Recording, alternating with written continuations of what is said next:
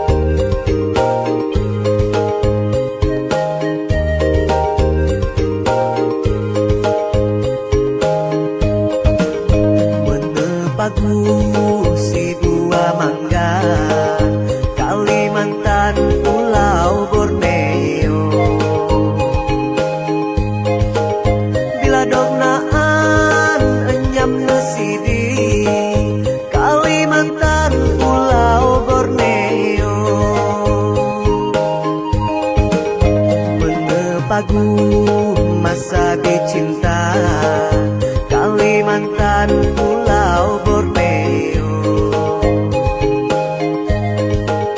Bila merana uangku beji, Kalimantan Pulau Borneo.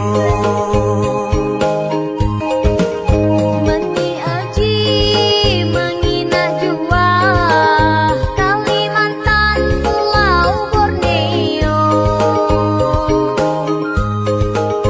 Pinang ngemit si buah pedi, Kalimantan Pulau Borneo.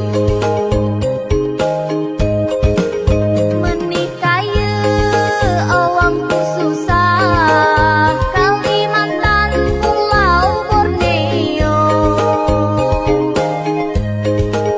Tian nasib dah kaya jaji, Kalimantan Pulau Borneo.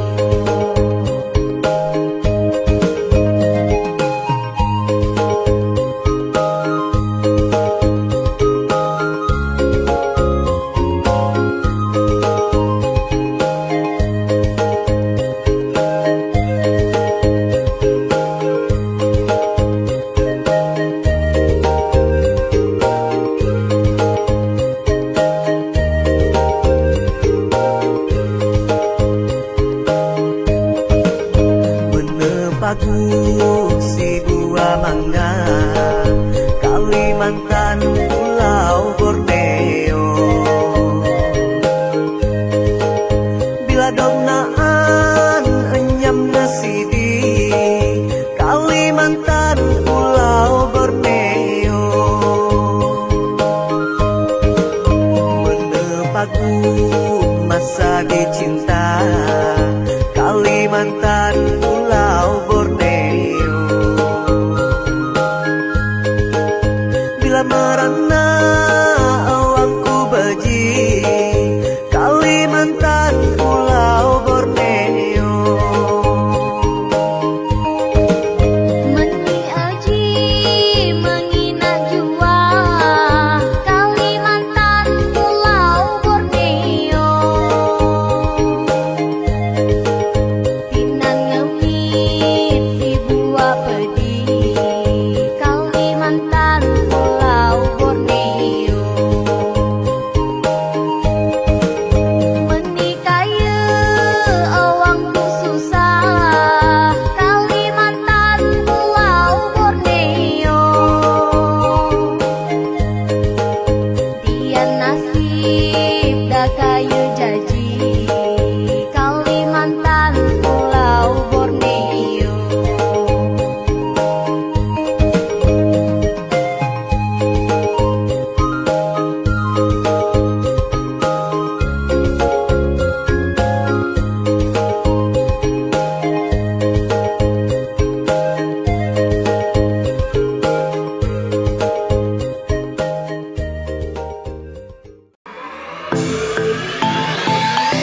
RRI.co.id, media radio berita online terpercaya.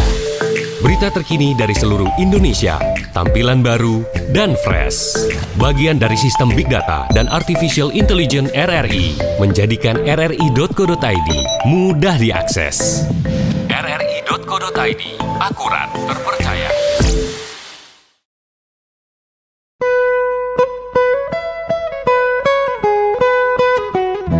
Tahukah Anda asal-usul nama Nunukan?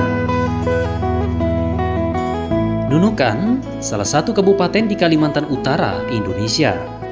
Kabupaten yang berada pada posisi strategis di persimpangan jalur jika masyarakat berperahu dari Tanjung Selor atau Tarakan ke Tawau dan sebaliknya. Kabupaten ini memiliki riwayat unik atas penamaannya. Nama Nunukan tercipta berawal dari adanya pohon beringin yang dulu menjadi penanda dermaga Pulau Nunukan. Pohon beringin tersebut konon sangat rindang, sehingga terlihat cukup jelas dari Selat Sebatik, meskipun dari jarak yang cukup jauh. Dalam bahasa masyarakat setempat, bahasa Tidung, pohon beringin disebut nunuk. Nunukan atau dalam logat aslinya nunukon, artinya tempat pohon beringin. Disebut begitu karena pohon beringin ini sangat mudah dilihat dari laut jika orang yang berlayar, sekedar mampir, atau beristirahat di pulau ini. Seiring berjalannya waktu, akhirnya Nunukan menjadi nama untuk pulau yang berdampingan dengan Pulau Sebatik. Walaupun kini pohon beringin tersebut sudah tidak ada lagi di dermaga dan sudah tidak lagi tampak dalam pandangan, namun nama Nunukan tetaplah abadi di hati masyarakatnya. Nunukan, kota yang kurindukan. Nunukan, kota kebanggaanku. Nunukan, Nunukan, kota perbatasan. Nunukan, Nunukan, kota yang kami cintai.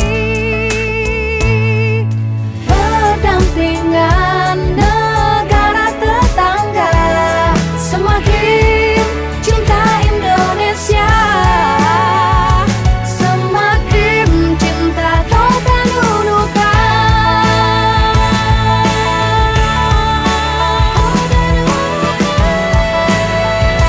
Semakin cinta kota Nunukan.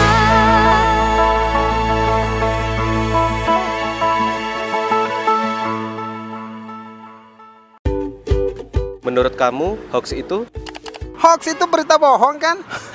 Hari gini percaya berita bohong, udah nggak zamannya bro.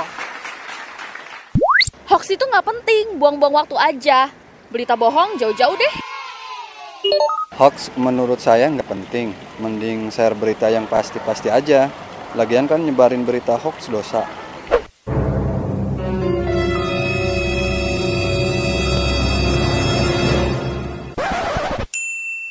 Nah, buat kamu, jangan asal share atau menyebarkan berita hoax ya. Baca dengan teliti, lalu klarifikasi kebenaran berita, biar nggak jadi korban hoax.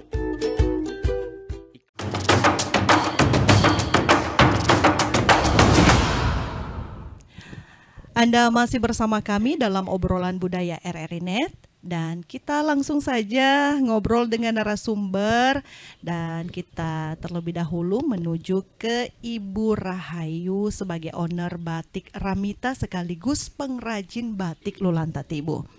Nah Bu, mungkin Ibu bisa menjelaskan kepada pendengar kita RRI Net ini Bu, sebenarnya apa sih Bu makna dari batik Lulantatibu ini sendiri Bu? Ya, terima kasih. Kalau yang saya tahu, makna dari Lulantatibu ini adalah motif yang sudah dipatenkan dari beberapa gabungan dari beberapa etnis yang mendiami daerah Kabupaten Nunukan. Yaitu tadi namanya Lulantatibu tadi artinya Dayak Lundaye, Dayak Tagalan, Dayak Takhol, Dayak Tidung Bulungan. Tibu, makanya Lulantatibu, Tidung Bulungan. Wah, luar biasa, unik sekali kan ya, beragam kebudayaan kemudian dijadikan satu dan terciptalah nama satu batik khas dari Kabupaten Nunukan. Tepuk tangan dulu. Ya, dari Ibu Rahayu, saya beralih dulu ke Ibu Siti. Nah, Ibu Siti, untuk di SLB sendiri nih Bu, motif dan corak batik Lulantatibu apa saja yang sering dibuat Bu? Ya, kita untuk SLB memang tidak terlepas dari ciri khas batik Nunukan Lulantatibu seperti yang dari Ibu Rahayu katakan tadi, kita juga menghargai dan sama-sama mengembangkan batik Lulantatibu. Tapi untuk SLB kita fokusnya ke Lulantatibu modern. Kalau Lulantatibu itu batik itu harus jadi satu. Lulantatibu dari desain batiknya itu harus jadi satu, itu jadi satu. Tapi kalau SLB itu ambil satu, contohnya salah satu aja dari Lulantatibu, terus dikembangkan sendiri dengan kreasi dan corak-corak sendiri sesuai daerah Kalimantan. Oh begitu, jadi kalau di SLB dia sudah merangkak ke modernnya ya Bu ya. Pemirsa RRI Net bisa dilihat di layar monitor di di belakang kami ini ada beberapa contoh corak batik yang diproduksi dan di sini juga ada peralatannya. Nah, Ibu Rahayu mungkin Ibu bisa menjelaskan Bu ya masing-masing dari motif batik Lulanta Tibu yang ada di belakang kita ini Bu. Untuk yang di gantungan ya, iya. Nah itu tadi yang dimaksudkan yang berwarna biru tadi. Nah di situ berapa? Nah untuk bagian tumpalan bawahnya itu kami buat itu Gunung Kerayan ceritanya. Bagian bawahnya tumpalan namanya ya. Kalau bagian bawahnya itu tumpalan. Gunung Kerayan beserta garam dan berasnya. Itu bagian bawahnya. Nah kalau yang motif yang tengah, pinggir, itulah Lulanta Tibu tadi dijadikan satu oleh satu ikatan tadi untuk beberapa etnis yang mendiami wilayah Nunukan. Iya, iya, iya. Nah ini Bu ada juga yang seperti batik warna alam ya. Iya betul. Kalau batik warna alam seperti ini ya. Kalau ini batik warna alam, kami membuatnya ini motifnya motif Dayak Lundaya. Ini Dayak Lundaya. Ya, Dayak Lundaya. Cara pewarnaannya menggunakan rebusan daun dan kulit kayu. Wow. Nah, ini warnanya yang agak hijau kehijauan ini dari daun ketapang, rebusan daun ketapang. Jadi memang daun ketapang semuanya. itu kalau direbus akan menjadi hijau, agak kehijauan dia. Nah, untuk yang ini kenapa merah? Ini dari kayu merah ini. Kayu merah. Iya, kayu merah itu kita rebus juga. Rebusnya cukup lama. Dan cara pewarnaan warna alam tidak bisa seperti warna-warna sintetis lainnya. Kalau warna alam kan memang dia tidak bisa warnanya sampai ngejreng. Oh iya. Ya, dan juga cara pewarnaannya berkali-kali sampai bahkan ada yang 20 kali. 20 kali supaya Bu. bisa menghasilkan warna yang bagus seperti ini. Iya, Tapi kalau warna sintetis seperti sebelahnya yang lainnya atau warna remasol itu satu kali pewarnaan sudah terang. Nah, perbandingannya luar biasa dengan ini. Dan cara pengukuran untuk pencampuran warnanya pun untuk pewarnaan alam itu kita takarannya pakai gayung aja. Gayung. Itu karena satu kali pewarnaan 2 gayung. Sampai 2 kali 10 kali 2 sampai 40 gayung. Wah, luar biasa banyak sekali Bu. Makanya Ya. bisa kalau tidak dia pudar dia pudar sama sekali, nggak ada kelihatan warna. Kalau hanya 2-3 kali nggak bisa. Nah Bu, kalau misalkan untuk satu batik alam ini nih Bu, pengerjaannya itu bisa memakan waktu berapa lama Bu? Kalau kita fokus karena yang mengerjakan ini murid-murid yang anak-anak yang putus sekolah tadi, sekolah paket maksudnya. Jadi mereka bekerja pagi kerja, sore belajar gitu. Jadi mereka kalau fokus satu hari tidak ngerjain yang lain atau belajar gitu kan, dia bisa dalam satu lembar ini bisa 3 hari. 3 hari. Ya, mulai dari menggambar, terus menyanting, baru pewarnaannya itu bukan lagi ya. Iya, luar biasa. Lama ya Bu ya, Lama sampai sekali. berkali-kali ya. Bahkan sampai kalau yang semakin banyak motifnya, semakin lama pengerjaannya. Iya. Jadi tidak heran ya pendengar ya, kalau satu batik Lulanta Tibu ini bisa dihargai ratusan ribu ya, karena kita menghargai pengerjaan dan juga bahan-bahannya yang susah didapat. Ya, dan sebelum kita lanjutkan obrolan RRI Net sore hari ini, kita break sejenak untuk mendengarkan lagu berikut ini.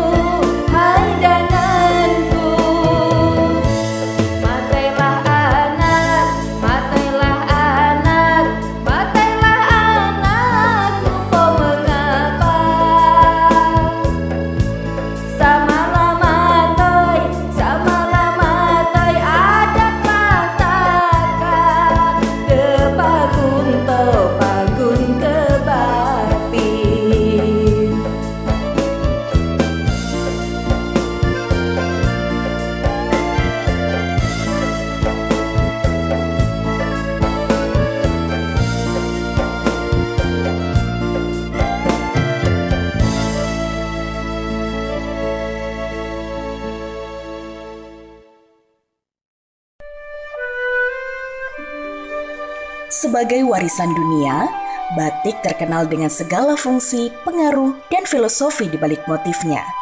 Tidak hanya berasal dari Pulau Jawa, motif batik juga ada yang berasal dari Kabupaten Nunukan. Namanya Lulan Tatibo, yang merupakan singkatan dari 5 nama motif batik sekecamatan Nunukan, yaitu motif batik Lundaye, Tagalan, Tahol, Tidung, dan Bulungan. Motif batik yang telah memiliki hak atas kekayaan intelektual dari Kementerian Hukum dan Hak Asasi Manusia pada Mei 2017 ini menjadi cerminan keberagaman dan simbol persatuan antar suku yang mendiami kawasan perbatasan Nunukan.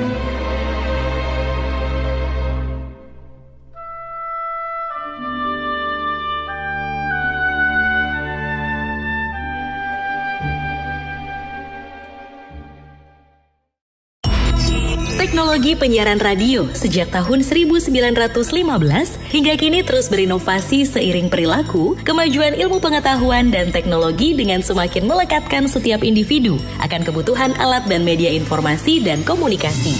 Di akhir tahun 2013, RRI telah memulai proses transformasi menuju digitalisasi yang cepat, inovatif, dan berkelanjutan untuk memenuhi kebutuhan publik. Dengan slogan RRI di ujung jari, menghantarkan aplikasi RRI Play sebagai aplikasi yang memudahkan publik menikmati siaran RRI kapanpun dan dimanapun, audio atau video. RRI tidak pernah diam untuk para listeners, viewers, readers, dan player. Kini ada the new RRI Playgo, sebuah aplikasi super platform dengan big data dan analitik, blockchain teknologi, cloud computing, dan Internet of Things, programmatic ads, artificial intelligence. New RRI Playgo, semua ada dalam satu aplikasi, menggabungkan teknologi media penyiaran dan media online dalam sajian audiovisual, live atau recording, siniar atau podcast, update berita, informasi, berbagai karya jurnalistik dari seluruh Indonesia. Di sini, semua bisa berinteraksi real time serta saling memberikan komentar dengan penyiar dan sesama pengguna aplikasi. Berpartisipasi konten juga memanjakan dengan berbagai koleksi lagu dari Indonesia, mancanegara, sampai tradisional tanah air. New RRI Playgo, smart and friendly.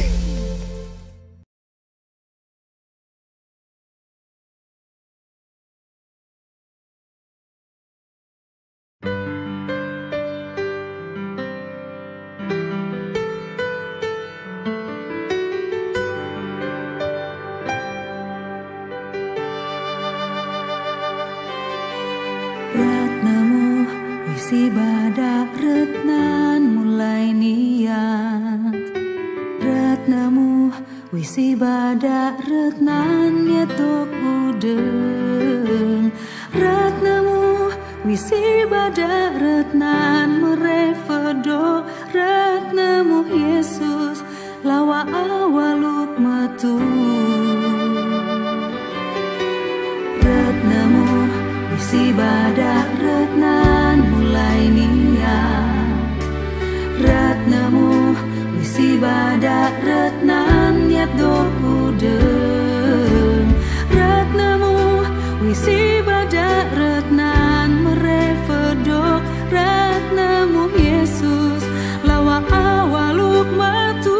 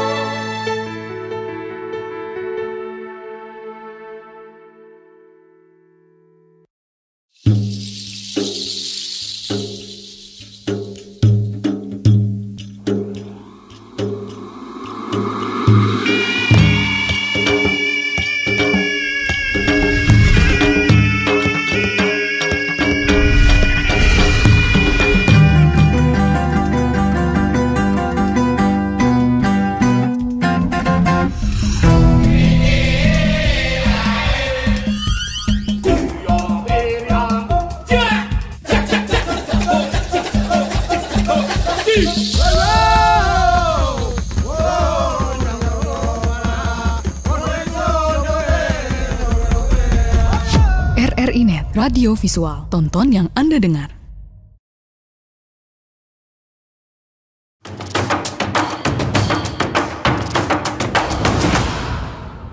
Baik pendengar dan pemirsa RRI Net, kembali lagi dalam obrolan budaya dengan topik pesona batik Lulanta Tibu khas Nunukan. Nah, dari Ibu Rahayu tadi saya akan beralih ke Ibu Siti. Nah, Bu, untuk di SLB sendiri nih Bu ya, sudah ada berapa anak yang bisa membatik Bu, khususnya batik Lulanta Tibu ini? Ya, terima kasih. Untuk anak tunarungu kebetulan kami itu masih sedikit anaknya, jadi karena mereka itu masih ada yang SMP dan SMA, terus SMA, SMP, SMA ini dibagi lagi dengan keterampilan mereka. Ada yang belajar IT, ada yang belajar lagi membatik sama tata boga, ada lagi yang bina diri. Jadi mereka dipecah-pecah. Terus anaknya yang untuk sekarang ini masih ada satu aja. Satu aja. Ya, satu aja untuk anak yang berkebutuhan khusus tunarungu, untuk yang bisa batiknya. Mereka juga bisa mencanting, terus dia mengecap batik, mewarnai, terus sama pertama kali desain itu sudah bisa semua. Tinggal saya kasih tunjuk gambar, dia langsung sendiri nanti mendesain. Habis mendesain dia langsung mencanting. Setelah mencanting nanti mewarnai sampai pelorotan sampai selesai. Ada juga biasa yang saya kasih tunjuk kain yang sudah jadi batik, terus nanti dicap, dia langsung bisa sendiri. Wah, luar biasa sekali. Walaupun cuma satu, tapi sudah ini ya Bu ya, sudah bisa memahami dengan baik. Nah, saya ke Ibu Lilis. Ibu Lilis, bagaimana mengembangkan batik Lulanta Tibu di SLB Bu? Yang kita lakukan pengembangannya kemarin udah 4 kali pelatihan. Ya, yang ketiganya kita ambil pelatih dari lokal sini, tapi enggak berkembang. Iya, kurang berkembang. Ya, kita ambil pelatih dari luar. Itu kita ambil pelatih dari Banyuwangi. Jadi di situ kita mengembangkan batik itu, sekaligus kita mengembangkan motif yang ada di Nunukan. Yaitu Lulanta Tibu tadi, sama kita mengembangkan motif tidung. Ya, nah pemirsa RRI Net, di depan kami ini ada hasil karya dari SLB. Mungkin Ibu bisa jelaskan Bu, batiknya nih Bu.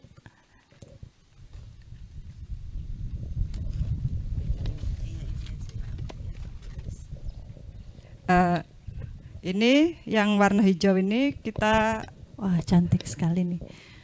Ini kita motifnya motif tidung, yang ada di uang 75.000 yang ini. Oh iya, betul.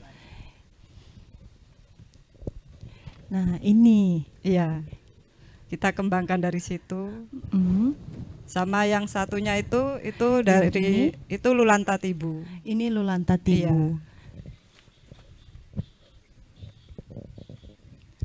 Wah, cantik-cantik sekali motifnya ya Bu ya. Nah, berapa lama pengerjaannya ini Bu untuk satu kain batik seperti ini? Ya, kalau pengerjaan batik canting sama langsung ngecap itu dia berbeda waktu. Dilihat kalau dari cap ini, kalau model yang ini Ibu biasa 1 minggu 1. 1 minggu 1 Bu? 1 minggu 1. Lama ya Bu ya? Iya, sampai jadi. Sampai jadi. Iya, karena kita juga tergantung cuaca di sekolah. Karena ini kan nggak boleh kena panas. Kalau kena panas nanti warnanya beda lagi. Jadi penjemurannya ini di dalam ruangan. Ya, penjemuran di dalam ruangan. Jadi kita itu terus kadang dibantu sama kipas angin. Luar biasa. Satu kain batik secantik ini pengerjaannya memakan waktu 1 minggu pemirsa ya. Nah, untuk Ibu Rahayu Bu, ini di depan kami ini juga ada alat-alat ini Bu ya.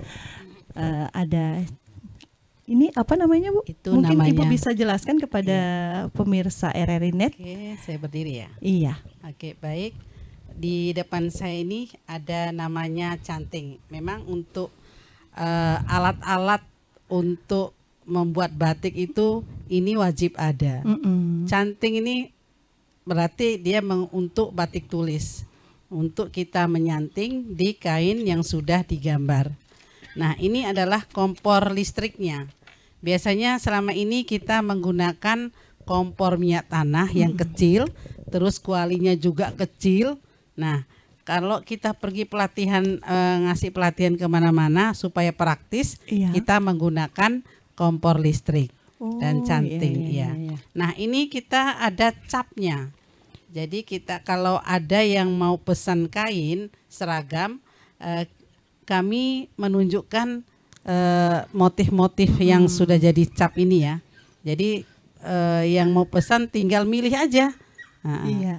Terus kalau yang wajannya seperti untuk buat apa namanya ini? Grill Bu. Ya, ini wajan cetaknya. Oh, wajan. Iya. Jadi kalau ini dipanasin di kompor, ini kalau sudah cair, ini kita langsung ini. Nah, tapi kalau untuk meja cetaknya beda lagi ya, tempat tidak bisa langsung meja seperti ini. Mejanya ada gabusnya, apa namanya, ada busa kayak tempat tidur. Ada, tapi kita alas dengan air di bawahnya busa tadi. Tujuannya alas air, busa, terus kain lampin seperti bayi punya, terus kita alas lagi namanya kertas kaca. Nah, itu tujuannya kenapa harus ada air, supaya pada saat pengecapan itu langsung kering.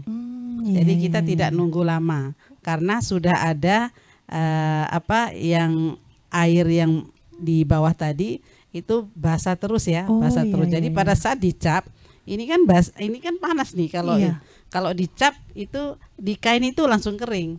Dia tidak nunggu lama. Jadi tujuan air di bawah itu ya. Itu untuk supaya mengeringkan cepat itu kainnya. Nah, ini ada beberapa contoh warna yang kami bawa. Warna-warna remasol ya. Untuk warna warna alamnya kebetulan hari ini kami tidak bawa tadi. Nah, hanya warna-warna sintetis yaitu warna remasol, karena warna untuk membatik itu ada 3 macam. Ada 3 Bu. Ada warna remasol, warna indigosol, dan naptol. Jadi yang kami pelajari terus ya warna remasol. Ya. Mungkin itu saja. Ya. Bu, untuk pemasarannya sendiri nih Bu, ini sudah sampai mana nih Bu? Ya, kalau untuk pemasarannya kami awal mula itu belum melalui media media sosial. Media sosial. Ya. Jadi selama kami sudah punya Facebook, punya Instagram, alhamdulillah yang order itu melalui melihat situ, dan juga kami sudah terdaftar di LPSE ya namanya, di kantor Bupati. Wah, luar biasa. Kebetulan kami alhamdulillah, karena yang mengerjakan batik ini adalah anak-anak yang putus sekolah, jadi mereka terbantu juga untuk kebutuhan hidup sehari-hari. Iya. Nah, ke Ibu Siti lagi nih ya Bu ya. Nah, untuk Ibu Siti, bagaimana ke depannya ini Bu untuk motif batik Lulantati Bu? Apakah ada motif lain Bu, atau ada motif baru lagi yang akan dikembangkan oleh anak SLB? Iya, terima kasih. Untuk selanjutnya supaya batik ini semakin banyak peminatnya, terus semakin untuk menunjukkan kekayaan Kalimantan Utara ini, kami berusaha untuk mengembangkan dari bermacam-macam suku. Contohnya yang tadi itu suku Tidung, ya dari suku Tidung. Jadi kita dengan melihat Google, dengan melihat itu balai-balai adat, jadi inspirasi bagi kita untuk membuat desain-desain batik, gitu Ibu. Iya. Nah, untuk Ibu Lilis Bu, apa planning ke depannya di Bu? Apakah ada motif yang baru atau seperti apa untuk SLB sendiri, bahan-bahannya membatik ini biasanya didapatkan dari mana saja? Kalau bahan kita masih beli di luar, ya di luar Nunukan. Yang kita tepatnya kalau saya belinya pesannya itu yang kita yang ngadakan pelatihan sama kita dulu. Jadi di Pulau Jawa. Iya di Jawa.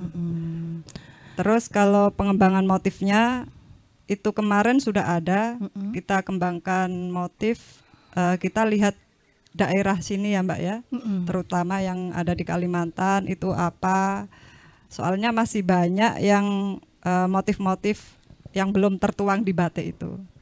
Jadi kita kita gali terus apa yang ada di Nunukan, di Kaltara, nanti kita bikinkan motif itu untuk kedepannya Mbak.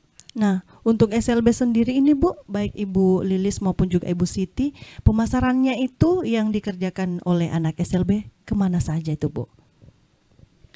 Untuk pemasaran mungkin kalau yang sudah ya Mbak ya, itu ada tamu yang datang, terus ya, kita tawarkan. Terus selain itu kita ikut pameran-pameran. Oh iya. Itu ikut pameran-pameran yang ada di Kaltara. Kemarin itu sudah yang Bayangkari itu udah pesan dua periode maksudnya. Dua periode. Iya. Wah, luar biasa. Yang pertama 50 kain, yang keduanya 30. Terus ada lagi yang kepala sekolah penggerak, guru penggerak itu sudah pesan kita kurang lebih 20-an. 20-an. Iya. 20 kain. Iya. Terus satu lagi untuk dijadikan oleh-oleh sudah ada. Jadi selain dari sini sudah di luar gitu Mbak. Oh iya. Mungkin sampai Jakarta. Sudah sampai Jakarta. Luar biasa sekali ya. Nah Ibu Siti, untuk SLB ini Bu, apa tantangannya nih Bu? Tantangan terberat yang Ibu hadapi saat mengajarkan mereka untuk membatik? Terima kasih. Waktu pelatihan pertama kali SLB itu kami tidak membedakan anak tunarungu sama anak tunagrahita jadi satu. Itu dengan contoh motif batik ciprat. Nah, ciprat. Itu ya batik ciprat. Batik ciprat ini diperkirakan karena aman untuk anak-anak. Untuk anak-anak yang tunarungu sama anak-anak yang tunagrahita. Karena batik ciprat itu terlalu mudah. Oh iya. Pertama kali itu pelatihannya itu namanya batik ciprat, di mana cuma kain aja dibentang, terus ada remasol warna-warni, terus ambil kuas kasih warna bulat-bulat, hijau, merah, kuning, hijau. Itu kalau sudah kering, baru mereka ciprat-ciprat pakai sapu terbuat dari sapu nipah. Jadi kami bikin sapu nipah tapi bentuknya agak kecil. Nah, di situ dituang ini setelah panas dimasukkan atau diciprat-ciprat di kainnya. Jadi itu aman untuk anak-anak tunagrahita sama anak-anak tunarungu yang baru belajar. Di situ kami juga senang karena anak-anak bisa. Bisa dia itu ternyata batik itu begini, cara membuatnya begini. Terus ada juga yang sudah dihasilkan terus dipakai sama Bapak Ibu guru di lingkungan sekolah. Luar biasa. Jadi sebelum dipromosikan keluar, guru-gurunya harus pakai dulu ya Bu ya? Iya betul Ibu ya. Iya. Terus setelah itu baru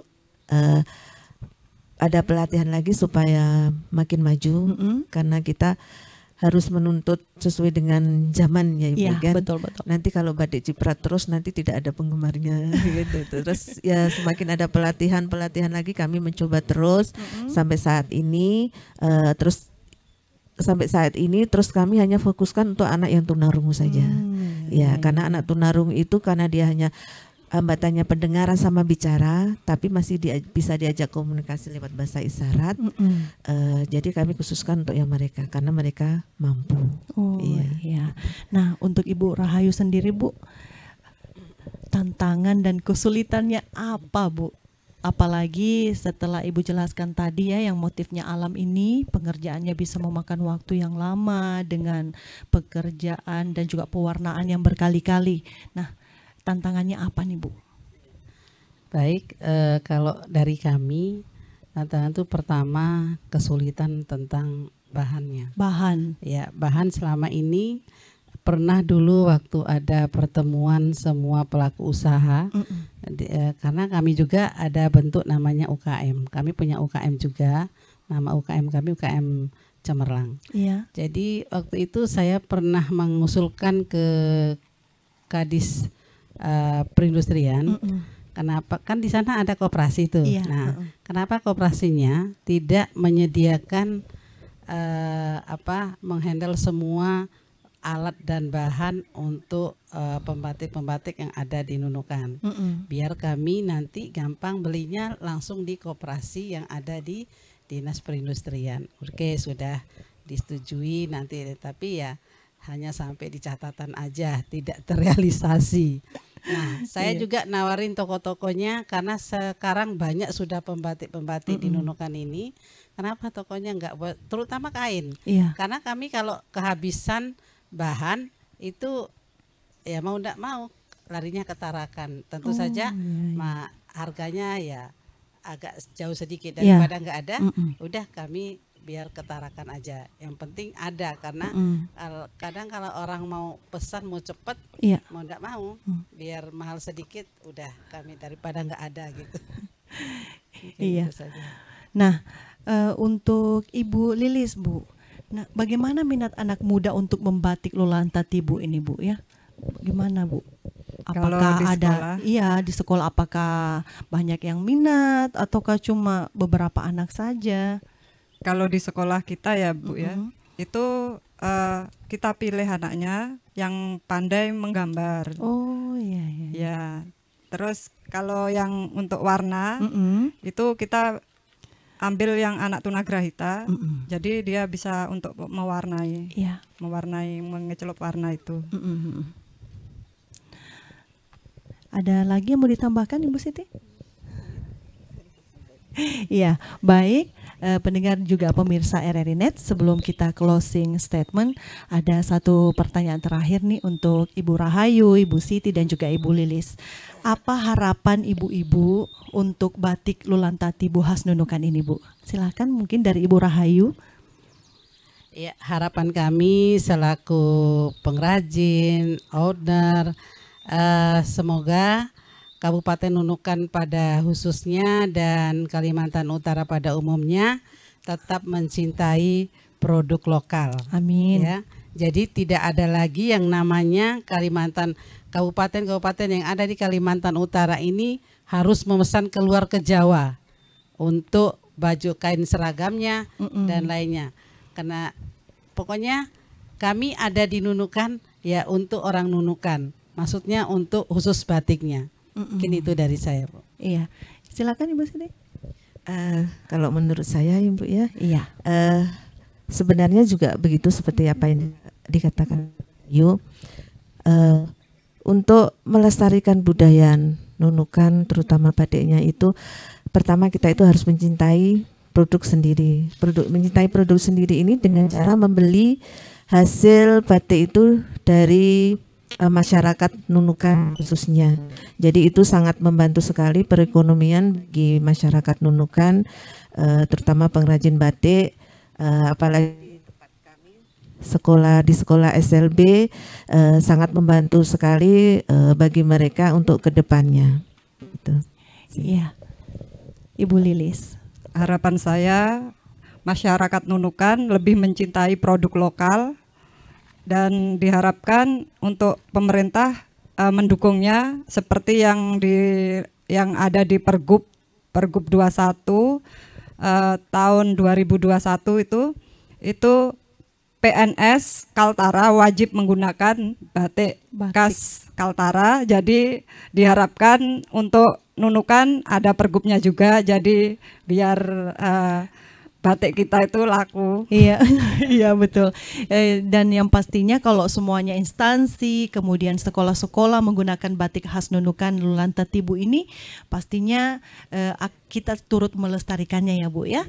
Ya, baiklah pendengar dan juga pemirsa RRI Net, terima kasih untuk Anda yang sudah menyaksikan acara obrolan budaya RRI Net.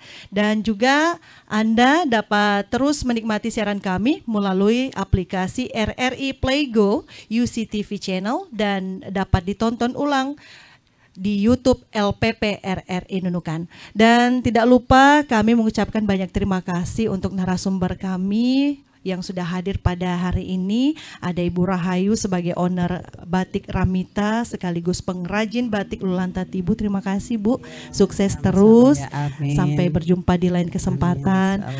Ya, begitu pula Ibu Siti Khalimah SLB Nunukan dan juga pembimbing batik Lulanta Tibu. Sukses terus Bu. Dan yang pastinya lebih banyak lagi anak-anak yang membatik ya Bu ya. Nah, Ibu Lilis Mukliso SPD juga selaku SLB Nunukan dan pembimbing batik Lulanta Tibu, terima kasih sudah hadir bersama kami. Nah, dan demikian obrolan budaya RRI Net kali ini, mewakili kerabat kerja yang bertugas, saya Rahmi Arifudin pamit. Sampai jumpa di lain kesempatan. Wassalamualaikum warahmatullahi wabarakatuh.